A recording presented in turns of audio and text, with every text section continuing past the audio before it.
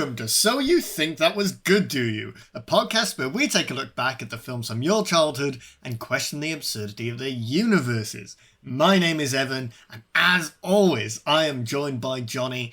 Johnny, how are you doing? I'm very good, mate.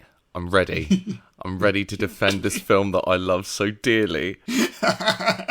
And that you have given the game away a little bit and said you feel, what was it? You weren't able to quite... Quantify my thoughts on the movie. Not generally a good sign, is it? We've come out the gates hot here. The movie we watched upon your recommendation, this is one of your favourites, was Dog Soldiers from 2002. A movie I think someone else had brought it up for the pod in the past and I kind of dismissed it. It's like, no, I've not heard of that, I'm not doing that. But you said that this is one of your favourites and it's a cult classic, and I looked into it a bit and people do love this movie. I didn't hate it, so I don't want anyone to think I hated it now, but I think I've got some bones to pick with you. But isn't that what this is for? I suppose it is, Evan, yes. Yes, Dog Soldiers. Well, let's then get started, as we always do, with the plot synopsis. During a routine nighttime training mission in the Scottish Highlands, a small squad of British soldiers expected to rendezvous with a special ops unit instead find a bloody massacre with a sole survivor. The savage attackers of the special ops team return, and the men are rescued by Megan, a zoologist who identifies what hunts them as werewolves. Without transport or communications, the group is forced to retreat to a farmhouse to wait for the full moon to disappear at dawn. Spooky. Yes. So, I think from all the plot synopsis we've ever gotten for this, that is the best. That does a really good job of summing up the plot. Unfortunately, that is all of the plot. The whole movie has just been described to you. There's some intricate details and some good one-liners that it didn't bring up, Evan, alright? Any thoughts gone into it? Do you want to stop now? I don't want to ruin this film for you. I don't think you can. Okay then, well, the movie opens in the Scottish Highlands, like we just read, where a couple are camping for the evening. They're huddled around a lit fire, and the female camper gives the male camper a solid silver pen. Oh, that's topical for the movie, isn't it? I wonder if it's werewolves, everyone. Before they they get the passionate lovemaking can commence. The zip on the tent begins to open, and a big old hairy arm comes in, pulls out the female. She gets torn in half. It's a very good opening to a movie. And obviously she's dead. And we are to assume that the man is also dead, who we might see at the end in the basement. Potentially. But he's dead. Yeah. Okay, first of all, Evan, it's a letter opener. It was a letter opener. I thought Yes. you said pen. No. What a shit gift. Said every knight needs his sword, is what she said, and I thought it was a lovely gift. Right, because I thought it was a pen because she said that, and then she said, now you can get on with your writing. So I was like, oh, I suppose the sword of a writer is the pen. There's a quote about that. I can't remember what it is. The pen is mightier than the sword. Okay, never mind. That's not about that. Not That's in this instance. about something completely different. Okay, it was a letter opener. Yeah. What? I don't know. What? It was early 2000s. People sent letters. There was a bit in this where they're about to get all sexy in the tent, and he's unzipping her trousers, and then he stops, and it carries on unzipping, and it's the zip of the tent being unzipped. I quite like that. I thought that was quite cool. Oh, I missed that.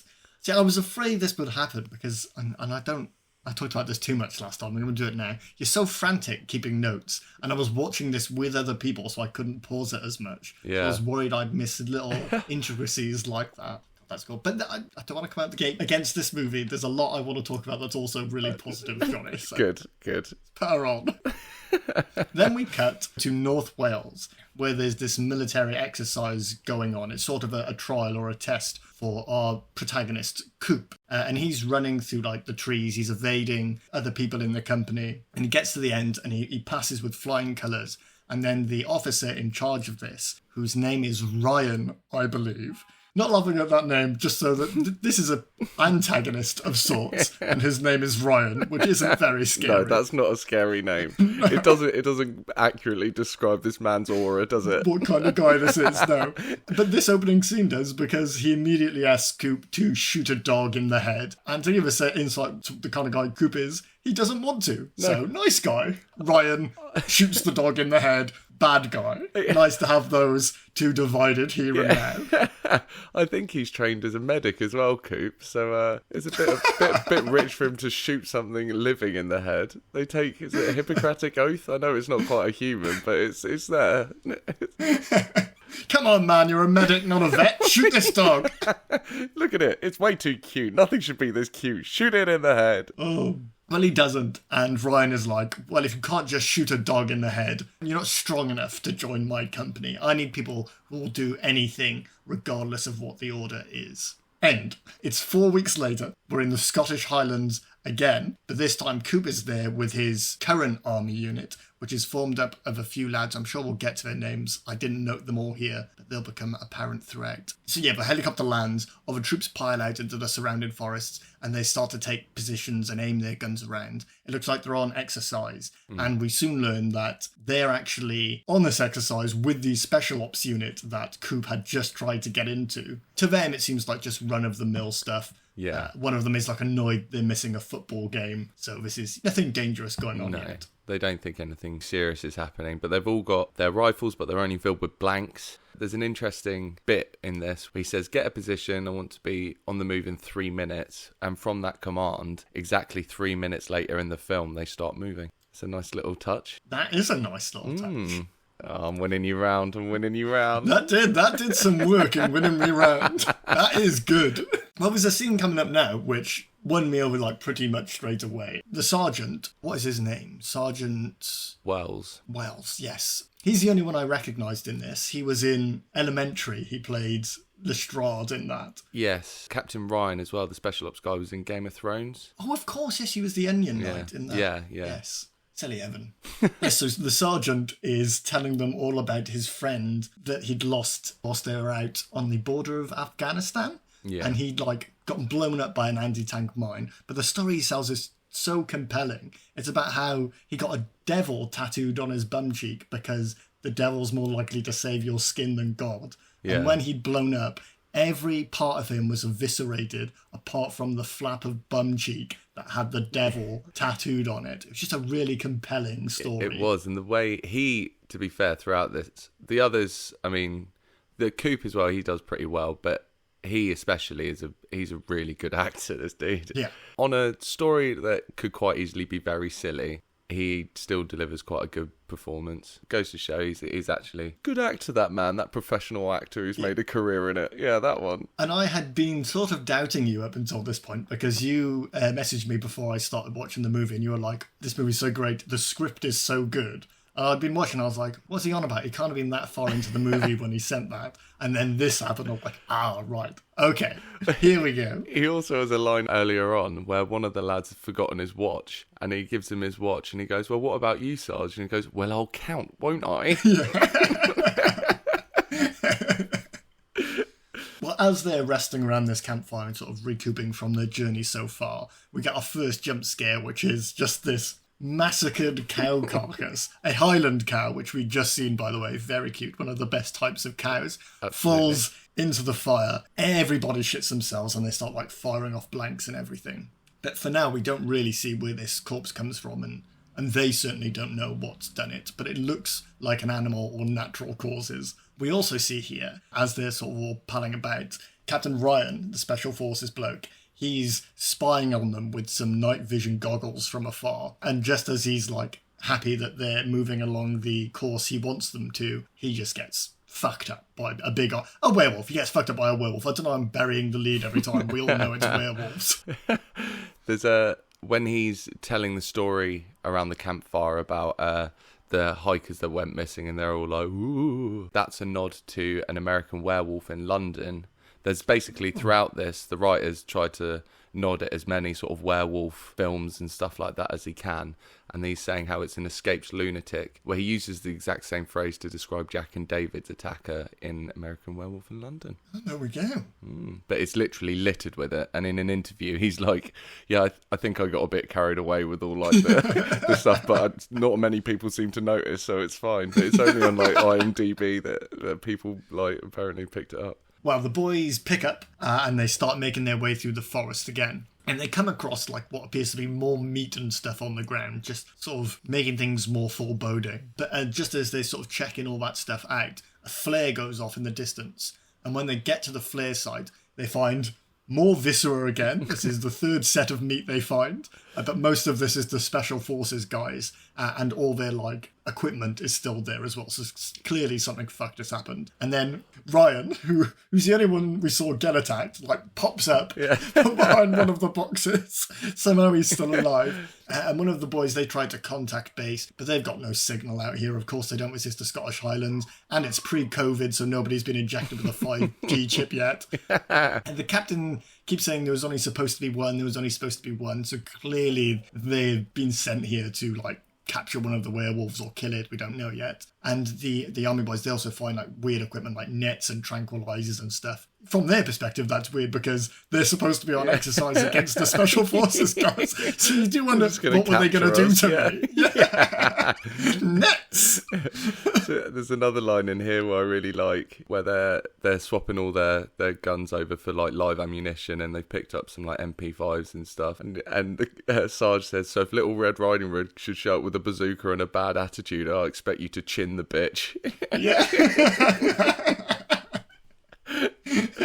Oh, there are some great lines in this. Yeah, like you were just saying, they switch all to live ammo. Obviously, something's up now. There's something out there. So they pick up the real guns, which for some reason the Special Ops unit brought, which should also be a trigger to them. But no, they don't worry. They check away their blanks, and they start to take position around the trees. Immediately, we start to hear howls. I think it's still kind of daytime at this point. Yeah, one of the guys is saying we've got half an hour until the sun goes down.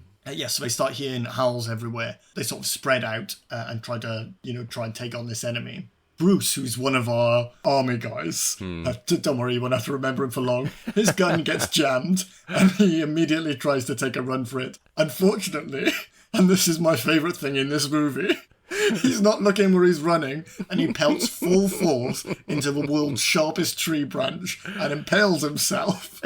And then when he's like looking down trying to figure out what he's going to do, a werewolf kills him. Yeah, he's proper fucked at that point, isn't he? Yeah.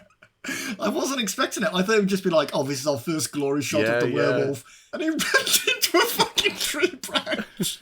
God, imagine that though. Like, he was proper sprinting, and you thought that he'd been like stabbed or something by this werewolf, and he looks down, and it's shot like pans out, and it's like a fucking 3-inch tree branch just through his chest, and he's like, oh God, fuck.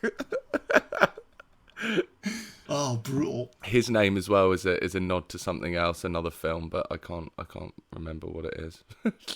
Oh, it doesn't matter. Well, Sarge finds Bruce obviously fucked, but then also the werewolf is still there, so Sarge takes a pretty big hit. Yeah. Like, it's kind of shocking watching this because so many people go down so quickly. And you're like, how is this movie 1 hour 45? They're dropping like flies. They're getting fucked.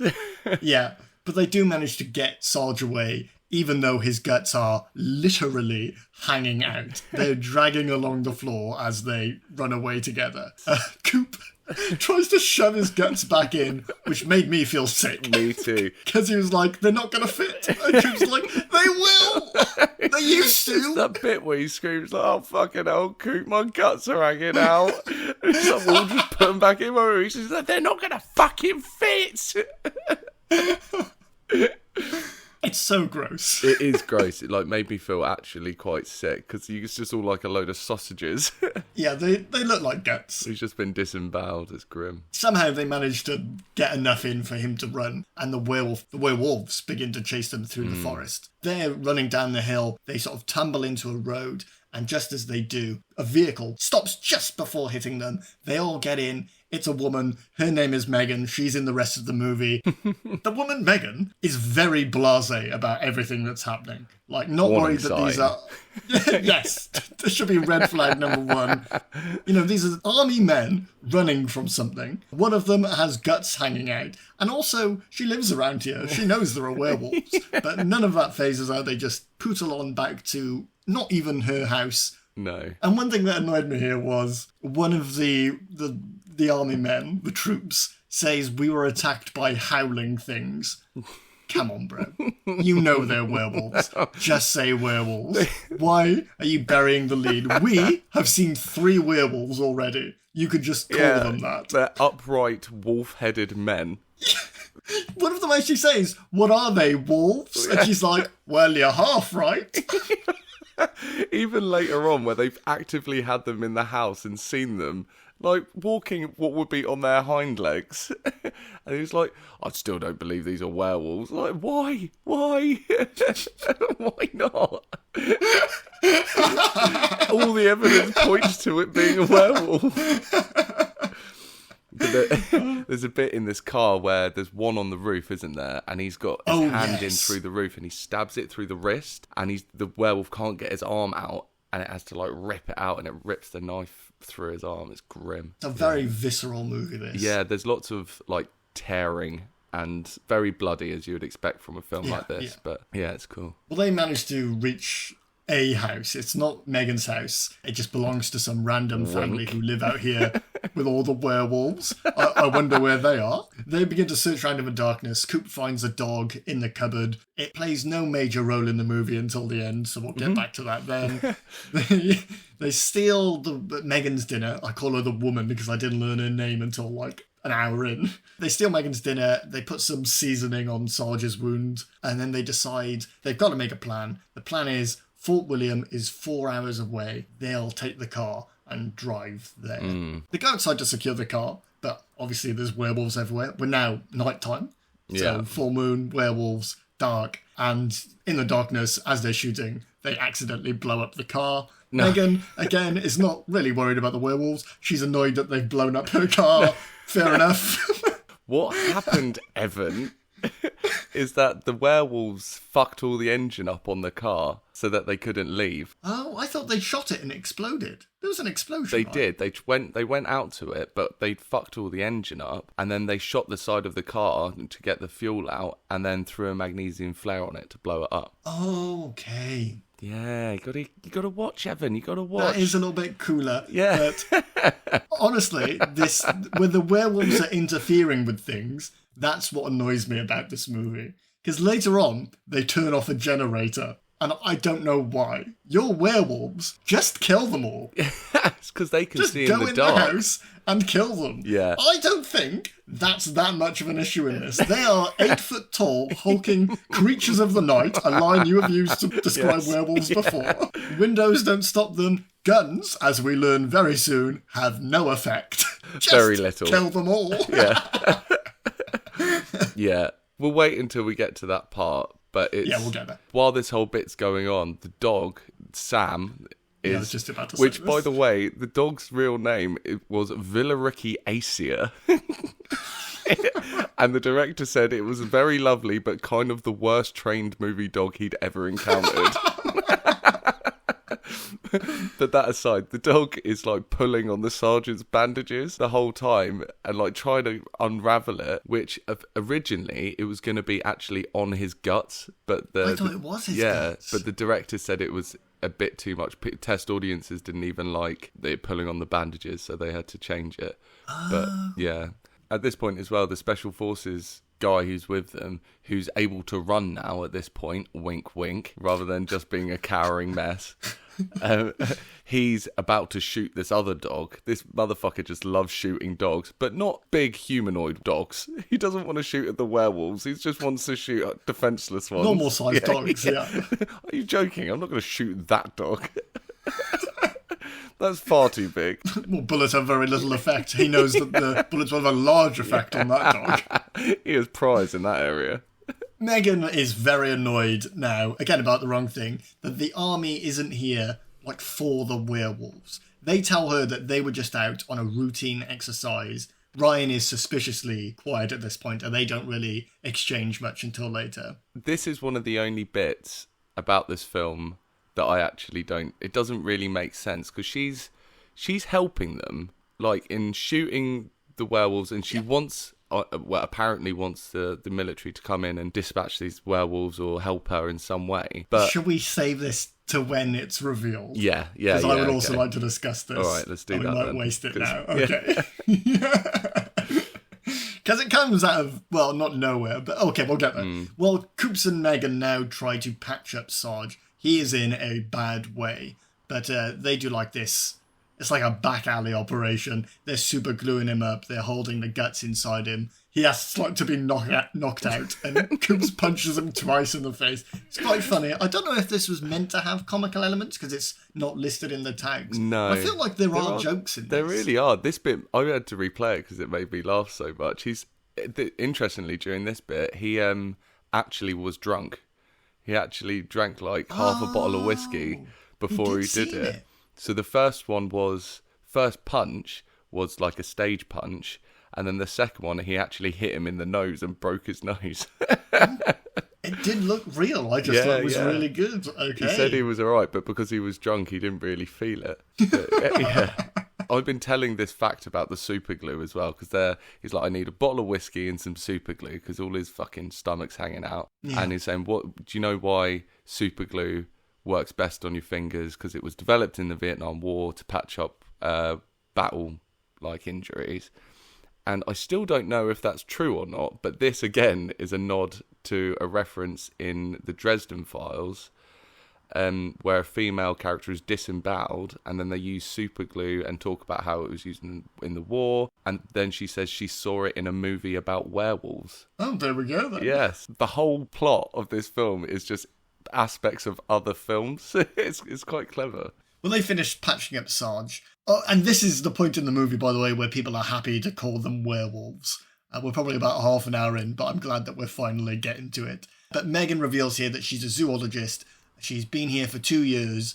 The pretense for her being here was that she just wanted to be in nature, and then these werewolves being here sort of kept her here because she wanted to study them, maybe. I don't know. Coop introduces her to the rest of the team, and they also now try to interrogate Ryan, who they have tied up, I think, because he's been a bit sus. Yeah, I think so. He keeps just saying these snarky little fucking comments every time. He's like, well, you won't last long. Like, almost quite camply in the corner with his legs crossed. Oh, he's hamming this up for sure. Yeah. Well then, boys, you think you're going to survive, do you? Oh, this is where... Yes, okay, so this is where the suspicion builds. Coop is suspicious that Ryan has healed so quickly. And they even now, I think, lift up his top to see where his gash was, and it's completely healed. So, obviously, this guy is a werewolf. This is now where, as they think they're safe and everything, the werewolves turn off the generator. And although I do find the context of that confusing, it does lead to a good line from Ryan, who says, "They can see in the dark, and you're afraid of it." Very cool line. Yeah. Very strange need from a werewolf. Yeah, I'm obviously going to be biased and say that the werewolves can see in the dark, so they want to swing it in their favour, so they'll cut the power. I get the idea behind it. It's just, that would make sense if they weren't technically immune to all harm. They could just walk in the room and kill them all. I think the bullets still hurt them, though, but it doesn't kill them. I think that's what they're saying, because they're holding them off with their ammunition, but they're not actually killing them. Okay, you've won this one. I will win. No, I don't have that much of a problem with it. It is cool as well. You want us to be in the dark. If all the lights are on, you can see all like the costumes and everything too. So I get it. Yeah. I get it. I don't have that much of an issue with it. Although I was thinking then, like, why hadn't they just come in the windows already? Why are they like hunting and stalking them? I know that's a bit kind of what pack animals would do, but I like to think that they were like vampires, where they have to be invited in, but for them you have to go, "Come on, boy!" Who's a good boy? Bring a stick. Well, yeah, they start to break in because the lights have been turned off and the lads just start fucking firing everywhere. Everything is now full of lead. As they're fighting downstairs, a werewolf, note this now because it will be important for contrast later, a werewolf jumps up to the second or third floor where Sarge is, breaks in through the window. Luckily, Coop and woman's name, who I've forgotten, Megan, managed to get up there and they fucking... They blow the fuck out of this werewolf. It's like Django Unchained, this. I did quite like it, the way he flies in the opposite direction to where they were shooting him. In this exchange as well, downstairs, one of the lads, I think it's Joe, with the shotgun, he's firing, and then the hand comes in and reaches in, grabs the shotgun, and he dives out the way, but then you see a shotgun blast come back in through the window, which makes me think they're not like these gnarled, like, beasts, in that they can still kind of think, but they've got this bloodlust. See, that lends then more sort of reason why that they would turn off the generators. If they're thinking like humans, but have like this instinct to hunt, I can see then why they would do it. I can forgive the generator thing a little bit. They're also, when they're trying to get into the house, they're trying the door handles. I mean, as it transpires later on, spoiler alert, it's their house. But you wouldn't want to kick your own fucking door in, would you? Yeah, true. Not have to fix it. Another cool feature of this first like firefight exchange, which I liked, is that they've got like pans of boiling water on the stove, so that when they're trying to get in through the windows, they're throwing this boiling water in the wolves' faces and stuff like that. It's just, I thought that was quite a cool touch, and it's not just fucking shooting out the windows the whole time, and they've got these other things on the go as well. Yeah, they're like throwing plates and cutlery and shit as well. Anything they can. Because the bullets aren't doing much, so you might as well check everything. Adds to like the whole desperation of it as well. I thought that was quite good because they feel like they're constantly on the edge of being overrun, and it's interesting. Well, they manage for the moment to hold them back, and Harry, who's one of the army lads, he's like, dogs? More like pussies. But he says this with his back to the window, so you know immediately this is goodbye Harry. And he is ripped through the window. He turns back to face everyone in the room. Dogs, more like pussies. One of the worst sign-off lines ever. Sounded so cool in his head. Yes. But he's like this sort of like nervous, jittery character who's like, he was sick earlier and he's like looking in to like say this joke and he just gets fucking ripped out the window. Oh yeah, and again, this is when more flags are being raised about Megan. She stands in the window, like assumedly watching Harry be pulled away by a werewolf. And she has zero reaction. I thought at this point, because I wasn't like onto her yet, but she was just like a really bad actress. Turns out there is a reason for it. There's people in the room with you. They can see what you're doing, Megan. Can you be a little bit less sus? Yeah, try and not look like a werewolf right now. Stop staring at the fucking moon. Stop panting. Oh. Scratching her ear. Yeah, licking her bum. Well, the men take this respite here to start boarding up the house. And one of them is like desperately like, surely someone in the area has heard gunfire. We've been shooting off fucking loads. But Megan says, this is the only house. Well, no, my house, other than this house, is the only house within 15 miles of here. And then she says, do you know how lucky you were to have run into me? And then Captain Ryan says, I thought you ran into us. Now, that exchange had like this feeling that it was supposed to be really important. Like she'd just been caught out and they know each other. Yeah. But I argue those two sentences mean the same thing. Yeah. They I thought that as well. It's like, you're still meeting someone out of the blue. Yeah. It's the same from either position. Yeah.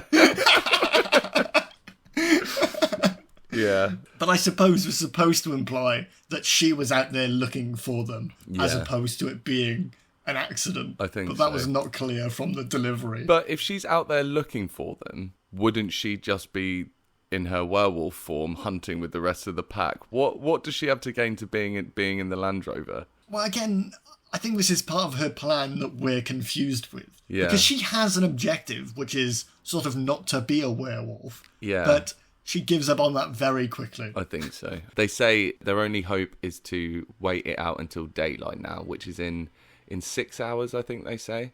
But they're totaling up their ammunition and stuff. They're like, we've got 90 rounds for the MP5s, we've got fucking whatever.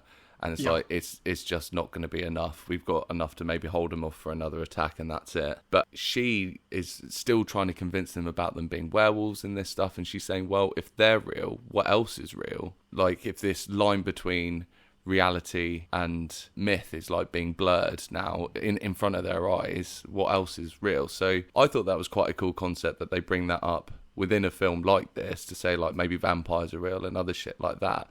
And after looking into it, they said the director was planning on making this a trilogy, but he couldn't get funding for the second film. So, and now it's too late. I think he's lost the rights to it now, so he can't even do it. But there was a real big push sort of like 10 years ago to get a second one made.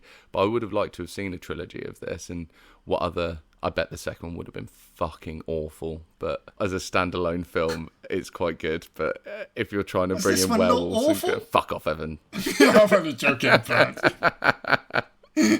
No, I would have liked to see more of it. Just that I quite like the idea of them questioning, like saying, if this is real, what else is real? And they rarely, in supernatural stuff, they don't bring that up often. No, they keep it quite isolated. They keep it isolated on the subject that's there. I thought that was quite a nice touch. And I'm glad that it did lean into the supernatural element of it, rather than them just being like some mutated beast or like science experiment or something. Here, it's revealed that Megan actually knows Ryan. So the plot is proper kicking off. She says that she was seconded to the special ops team on their first visit when they came here to like do some recon or something. Which feels like it should be quite a big sort of revelation to everyone, but that's dropped almost immediately because they start counting up their ammo, they're loading their guns, they're figuring out what they can do, and they realise, like you said, they have to stay and snuff it or run and snuff it. Yeah. There is a scene here I really liked where they're talking with Ryan. Coop says to him, as they figure out this plan, you stay, sit, like really nailing that this guy is a fucking werewolf.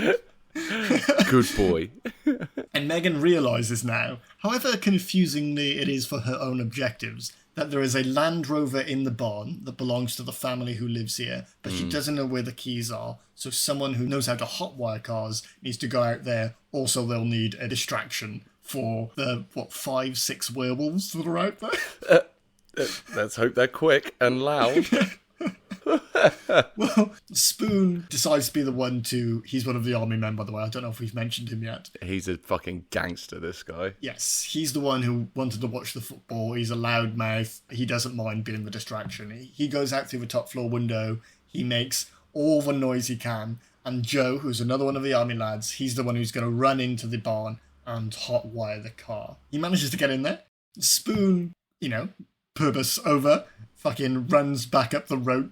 They've checked out of the window to climb back up. Like he's it's like a close call, the werewolf is right behind him. They just managed to get him in.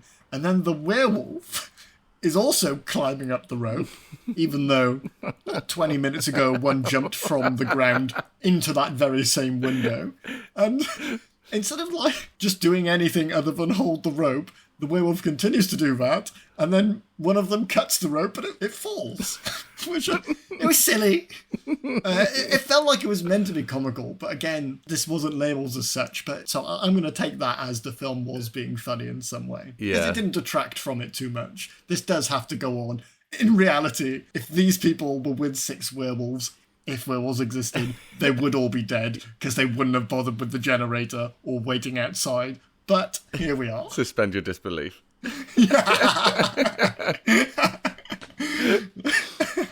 Yeah, there's quite a cool bit where he's climbing up the rope, and then when the werewolf also is climbing up the rope, the rope is tied to the bed up in the top room, and it pulls the whole bed right across the room floor, and it like pins them between the wall and the bed, which I thought was quite cool.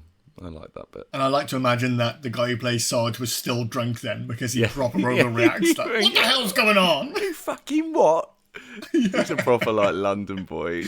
Oh yeah. He's good. Well, all this is happening, Joe has made it to the barn. He's got in the car. He can see a werewolf in there, but he's still trying to hotwire it. The lights come on. It highlights the werewolf in front of him. The werewolf is eating someone's head.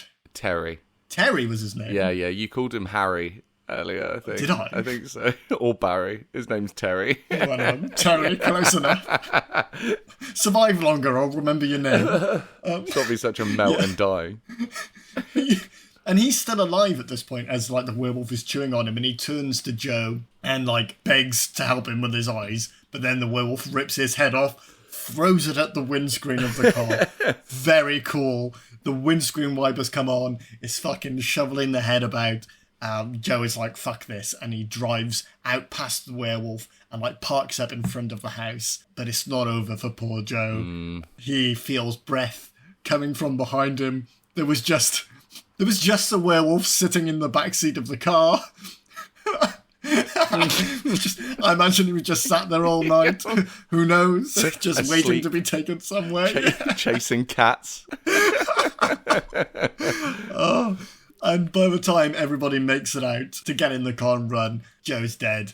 And what happens to this car? Because this also becomes inoperable now, doesn't it? It got damaged. They said they damaged the fuel lines. Oh, yes, and something else wasn't working. So that's basically the one car that they had's blown up. This car now isn't working well enough to get them away any great distance. So they're kind of fucked. Right, okay. Fair dues to Joe, though. He didn't just go out being killed. He did get into the back seat. Yeah, he got his bayonet out and he was like, let's have it. Yeah. That shot, though, where he's still facing forward with his hands on the wheel and it's kind of coming in through the driver's window and you just see all this breath, like, coming in from behind his head. Yeah. That was quite cool. But the line is so fucking cheesy. It's like, you're behind me, aren't you?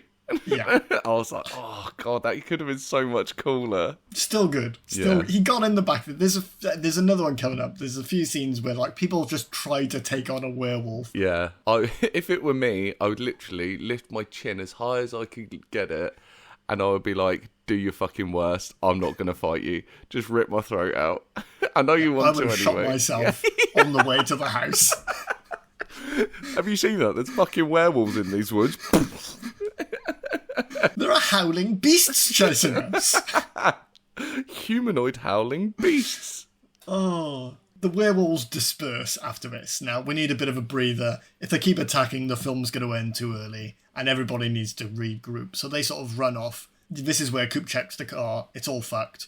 Joe's body is gone. But now Sarge is up and about. He's looking a bit better, so clearly that ad hoc operation has started to work. They go back in now because they want to know what's going on. So Ryan is the only one who's likely to know. They start questioning him again. And he reveals that his team was sent here to capture the werewolves, one werewolf, because they only thought there was one, for research purposes. They wanted it to have combat applications. And we learn also that their army troop that was here just for a bit of training on exercise, the bait for the werewolves. Which is sick, to be fair. Sick, like, plot setup. Yeah. And it was because of Coop that they were put in that situation because he refused to shoot the dog. And it was like, you're expendable and whatever. And he also said predictable. Yeah. Like, which is, well, yeah, I think in that situation, 99% of people would not shoot the dog. Yeah.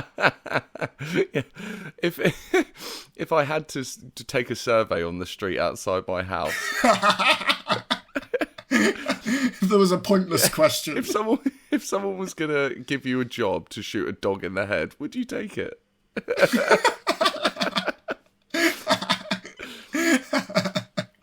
But he's talking to Captain Ryan there, and he's like trying to talk about other stuff and whatever, and then he's talking about his selections, all this other stuff. And Coop's like, you can take your selection, shove it up your ass, and stop trying to change the fucking subject, which is quite cool. The way he like flips on a dime there, and it's like really changes the atmosphere in the room quite quickly. It's good. Yeah, it's not the first time he's taken charge like that as well. Coop realises now, literally as he's sort of becoming the leader, that the people who own this house must be the werewolves, because there's no sign of them. And like Megan said, the only other house around is her house, apparently. But the way he gets to this is like, werewolves spend most of their time as humans, don't they? And humans live here. Earlier on, she was like, they've lived in this glen for centuries. It's like, well, yeah. They're supernatural beings. Come on. I know you're just a mindless grunt for the British Army, but there's something a bit more going on for you, Coop. You'll realise that later, don't worry. Yeah. She also chooses now to reveal that these werewolves, they're following a basic pack structure. There's an alpha, they're hunting as a pack. They're likely hidden somewhere safe, warm and near their food source, which is, of course, these army boys. So they must be in the barn, because that's the only sort of unit near them that they could all be huddled in. And to be fair, we've just seen some in the barn when they fucked up Joe, so... But also, this is where we're supposed to be, like, suspicious of her, because she knows a bit more than she should. But from their point of view, surely they should be annoyed, like, you could have given this information to us before it got dark, before we came to the house, any time before all our friends just died. Yeah, I if I was in their position, I would be angry. But I think, without getting into it later, she's starting to see the tables turn, and that maybe this is her just trying to sort of get it over and done with. Yes, yeah, which I think very much is that. Might be what it is. So, but before this as well, Captain Ryan's turned into a werewolf, isn't he? Oh yes, I'm so sorry, I skipped over that. That's literally just before these scenes, and it's a really good one. Yeah. So they're not getting the answers they want from Captain Ryan. So there's like a bit of a small tussle. They ruffle him up a little bit. Rough him up a little bit. Rough him up a little bit. Like a Shakespearean collar. And then he sort of drops to the floor, and one of them's like, I didn't hit him that hard, but he's transforming. He ducks down, he comes back up, he's a fully blown fucking werewolf. There's an even bigger tussle than before. My God, this word. He's a Captain Werewolf now. And like they all shoot at him. Someone stabs him with a sword. Yeah. I don't know where the sword came from, but it's in him now. Is when, after the first firefight, they're looking around for things to fight the werewolves for anything. And yes. I'm guessing that's like, because they've been in the Glen for centuries, it's like a family sword that's been in the family for a long time or whatever. But yeah, he stabs him right through the fucking chest with this sword, and they burn it with like a log out of the fire, and they fucking light him up with loads of machine gun fire and stuff as well. And then he just fucking dashes out the window. Exactly. Yeah. So clearly it does all hurt, because he gets pretty overrun by these just normal humans. Professional soldiers, just normal men. Innocent, normal men. Yeah, so he's a werewolf. He's out of the equation now. For now. It's quite a heartwarming scene as well with the Sarge, where he's like, I'm feeling much better, but that's kind of that's the fucking problem, isn't it? I shouldn't be. And he lifts up his stomach where he was disemboweled, and now it's just like a gnarly scar across it. And he's saying, look, don't worry about it. This is what happens in war. When I signed my name away on that dotted line, I knew exactly what's going to happen. I'm a professional soldier. This is what I do. Cool. It's quite a powerful scene in itself. Yeah, he's trying to convince Coop to let him go, but Coop doesn't want to because he's like a mentor and a role model. And that line is so cool. I signed my name on that dotted line and I fucking meant it. Yeah. Very, very cool. Yeah. Coop agrees and he's like, fine, you can go blow up the barn. But then the next scene is kind of contradictory because no one has to sacrifice themselves. No. Coop runs in the gas tank and then they set fire to something on the floor, leads to the barn. Yeah. Barn explodes. The very empty barn explodes. Because it's not really that dark, if I'm honest. That moon is almost like daylight with a filter on it. Generator doesn't need to be off. Same thing. Moonlight's almost like set lights. Well, they managed to blow up the barn. Again, looks pretty empty. But Megan reveals here now. But it's weird. It all becomes calm, and you're not sure whether they're all gone.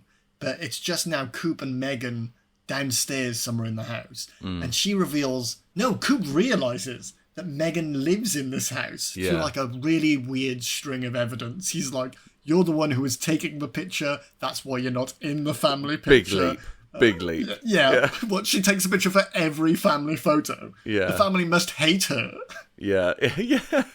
No, you're not taking a fucking photo. We don't want you in this one. What I think happened with her, and I'm connecting dots that aren't explained here, that maybe when she was seconded with the Special Forces guys before, she got turned then, and now she's been taken in by this family because she was a graduate student, and that maybe... Oh, maybe. That's what I was thinking, but it's not really alluded to. I got the impression that she was one of the family, and she was just sort of sick of this werewolf life. Yeah. And didn't want to be part of it anymore. That's why she'd gone out while she was still human to find these guys and hopefully get away from the werewolf. Well, they're in bumfuck nowhere, Scotland, but she has an English accent. So I don't think that she is from... That is something I questioned, and I thought, it's just the movie. But that makes sense. Your point of view there her plan now makes a lot more sense. So yes, it's revealed that she is a werewolf, and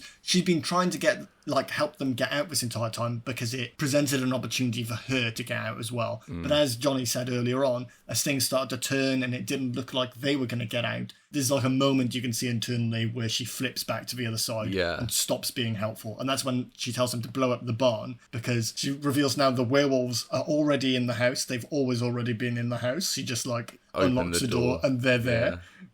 And then she starts to transform herself. And Sarge just comes in and pops her in the head. Yeah. What's the line? The line is, you might think they're all bitches, in reference to women. You might think they're all bitches, but I'm the real thing. It's just that time of the month. Cringy as fuck. Horrible line. But as she's there and as she says that she's let them in, this werewolf comes up from behind her in the shadows of this hallway and is silhouetting her, which is quite a cool shot. Yeah, it's very cool. Yeah, it's she gets shot in the head. I think bullets do work if you're still in your human form. Yeah, it's only once you transform that you become properly mildly irritated by bullets. It's like a fly in your face. But yeah, she gets fucking popped in the head and she's fucking gone. Sarge manages to get Coop out of the room. They meet up with Spoon, who's still alive, but he sort of gets trapped behind as they run up the stairs. Yeah. And they all get a bit separated now. They all lock themselves in a different room. And it's just werewolves lightly tapping on the door for a little bit. So first of all, the first one gets into the kitchen with Spoon and fucking fair dues the bloke. Full on boxes a werewolf. And is winning for the really majority of it. It's only until the other one comes in. A second one shows up and he's like, oh, fair enough. No, he has a great line. He says, I hope I give you the shits, you fucking wimp. That is how you die. And then spits his gum in its face. But he's proper ducking and weaving. This werewolf's swinging for him, and then he gets it on the table. He stabs it 50 fucking times, and then it just gets back up. In the context of the movie. Yeah. Not in real life. Don't do that, kids. No. But it picks him up, and that line is fucking awesome. Just spits his gum in its face. I hope I give you the shits, you fucking wimp. So cool. He's this proper Geordie. I'm not going to do the accent. It automatically turns into Welsh or Indian. So I'm Welsh, apart from the half that's Maltese. And anytime I do a Welsh accent, it turns Indian. So it's not just you. Coop and Sarge, they're in adjoining bathrooms or something, because one of them manages to burrow through the wall into the other one, and then they burrow out through the back into one of the bedrooms and hide in the wardrobe. And there is quite a comical pan down of the camera where there's just a pile of bones. And it's someone had this idea before. Yeah. And immediately they start shooting at the ground and they fall through into the kitchen again. So that's right. This must have been partly comedy because all that is inherently funny. It's still cool, don't get me wrong. I reckon that must be a nod to something else as well, because the whole thing where they're tunnelling through the walls, earlier on they say it's like Rorke's Drift in Zulu. It's a real battle, but the film where 100 British soldiers fight off 10,000 Zulu warriors. And in the film, they also do that thing where they're digging through the walls into the next thing to get through. But in the it's open your mouth, cover your ears, and mind your toes. And he just shoots through the floor, and they fall through. This is final stand stuff now. So Sarge gives Coop his gun. They find a hatch in the floor. He's like, get down there. I am holding them off. He can feel himself changing. He's got the jitters and stuff. Coop doesn't want to at first, but eventually he agrees. And Sarge, he cuts the gas line. Yeah, the gas line beneath the oven. And the room obviously starts filling with gas. And he waits for the werewolves to come in. And then as they do, he hits the ignition and the fucking whole house explodes. The one thing I find funny about this is that werewolves, they've lived here for centuries, just had a man come round and put in gas for them. Well, as we heard, they are human most of the time. Most of the time, yeah. But in this bit, aside from the fact that Cooper is absolutely fucking dead now, because they show the shot, which is real, they actually blew up an actual house doing this. Did they? Yeah, because the whole thing, they were saying that there's very little CGI used in this film, because everyone involved in filming, this is when CGI was becoming massively used in cinema, and they thought it was shit. So all of the effects in this are either practical or animatronic. So all of the flame stuff, all of the explosions, they actually blew up that barn and the cars, and then this house at the end, which they have this fucking, it looks really impressive, but yeah, they actually blew the whole fucking thing up. I must admit, I thought it was a model when they did it, but it's probably because I wouldn't have expected them to blow up an actual house. But it looked very impressive. It looked cool. Also, Coop should be dead, because he was for sure. maybe a foot below where just Sarge floorboards. just blew up this house from. It's not like a bunker. It's just, you can see light through the floor. There's just a gas tank that's just ignited above his head. But he's okay, and so are most of the floorboards, because there are still bodies hanging from light them. charring. But fire goes up, doesn't it? Of Heat course. rises, so science. For a moment you think Coop's safe, and then we've forgotten about Captain Werewolf, Ryan. Yeah. He's still about. He's still got the sword impaled through him. There is a very cool scene where the werewolf is trying to pull Coop's head onto the sword through his stomach. Oh, it's horrible. It's worse than that. Yes, the sword is in his mouth, so you can see it scraping and hear it scraping like on between his teeth. It's gross. Yeah, awesome stuff. The dog from earlier shows up, attacks the werewolf, discombobulates it for a moment. Coop is scrabbling about on the floor, and he finds the thing from the beginning of the movie, the letter opener in all the campers' stuff. He realizes it's silver. He realizes this is a werewolf. He stabs the werewolf. It sizzles a bit to show you that something is happening. It's affecting it. But what it seems to do is take off the werewolf shield, because then Coop just shoots the werewolf in the head, and this time the gun works. Yeah. No complaints. Very cool still, but whatever happens, it's a lot of build-up for this object that's supposed to kill werewolves, and then in the end it is just a gun. Yeah. I thought that was a weird. I expected it to shrivel up and die, or for that to be the one thing that really fucking just instantly poisons it, and it fizzes and explodes or something like that. But yeah, like you said, it just kind of takes its shield off. Yeah, no, it's still very cool. You get to see the werewolf's head blow up, and that is sick in itself. Yeah, the house blows up. Coop gets out. He sort of stares around into the emptiness. Morning is happening now, and the movie just goes straight to credits. And now it's Coop. Granted, he's alive. He's survived this onslaught. Yeah. He's covered in his own blood at this point, because he's been fucked up pretty bad by all the werewolves, and then the house exploding, I would imagine, probably wasn't good. I imagine he can't hear. Yeah, he's got pretty bad tinnitus for the rest of his life. At the very least. As they said numerous times before, he's at least 50 miles away from anywhere. So he now has to not die from exposure and his wounds. And he's got to explain to everyone why everyone else is dead. But we didn't touch on it. But the whole time they're using a camera flash against the werewolves, which seems to blind them. And I don't know if you watched the credits or you just turned it off straight away, but in the credits, there's all the pictures from that camera. I wondered what they were. I didn't think of that. I thought it was alluding to a sequel, because I didn't know this didn't have sequels. I thought this would be one like Lake Placid that had 2 to 8 fucking awful sequels. Yeah. Okay, that makes a lot more sense. Very cool. Well, that's the movie. Let's get to the question. We'll do you first, buddy. Johnny, so you think that was good, do you? Yes. Yes, I fucking do. I haven't watched it for a long time. I watched it for the first time when I was 14, 15, something like that. My brother-in-law let me watch it at my sister's house, and I loved it probably as much now as I did then. It's kind of campy and stupid, but, well, it's easy to make films like this, campy and stupid, but they kind of really made a good momentum of dread and hopelessness throughout the whole film that was kind of interjected by these funny bits that didn't overpower it, I thought. The story, it was a bit silly. It was kind of obvious, and they kind of pushed back the boundaries of reasonable thinking a bit too far, if you know what I mean. If they could have come to the outcome a bit quicker. The acting, full stop, was pretty good. She wasn't great. The other couple of the soldier lads weren't like amazing, but the core three guys in it were brilliant. I thought we didn't really touch on the props, but did you do like a freeze frame on the actual werewolves and see what they look like in shot? I got a good idea of them, like, because they're in it quite a lot. Yeah, it was like I think it must have been like an animatronic head on.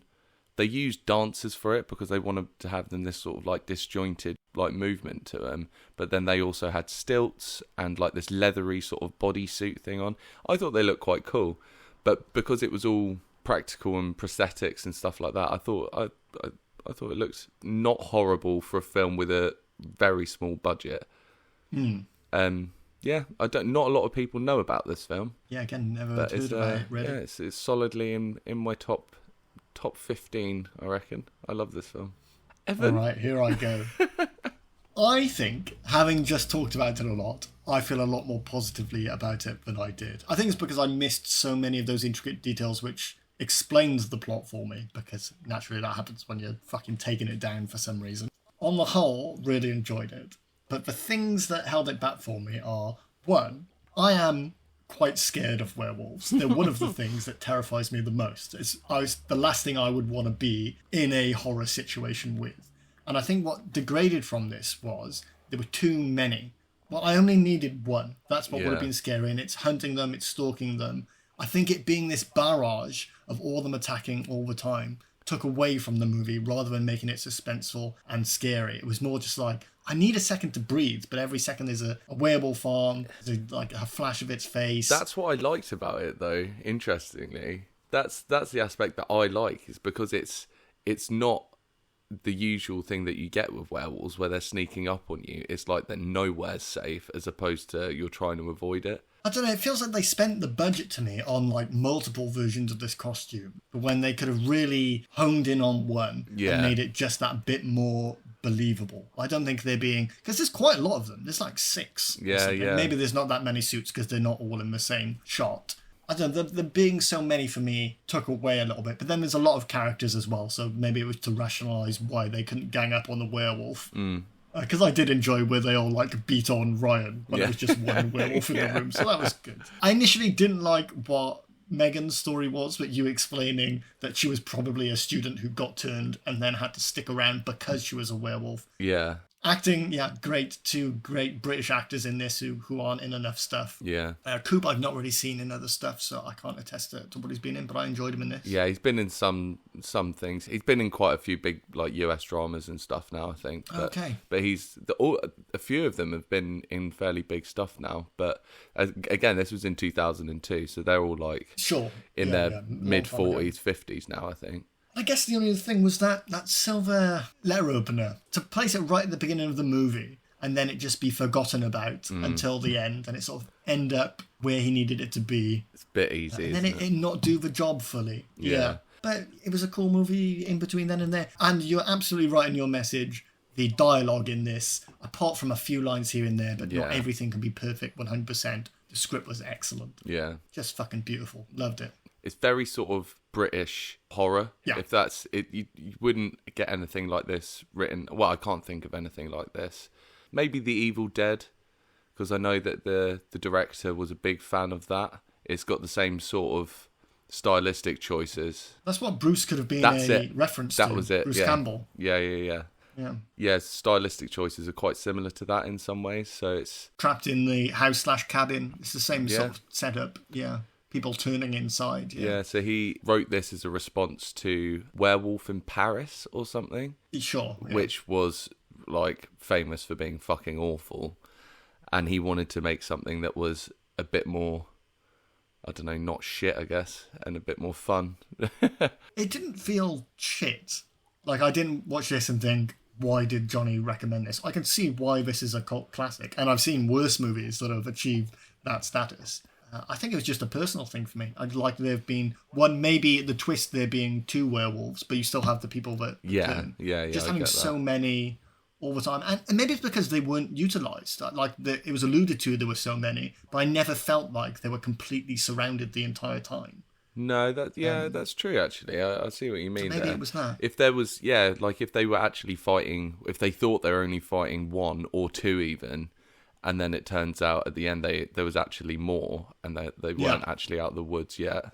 See, that's what I was alluding to, actually, at the beginning when Ryan was saying, I thought there was only 1. Yeah. Maybe that's what I picked up on, and I'd hoped it would be like this reveal of more. Yeah. But that's such a minor thing. So, Johnny, to answer your question, I did bloody like this, do I? I fucking this knew was I a would good get movie.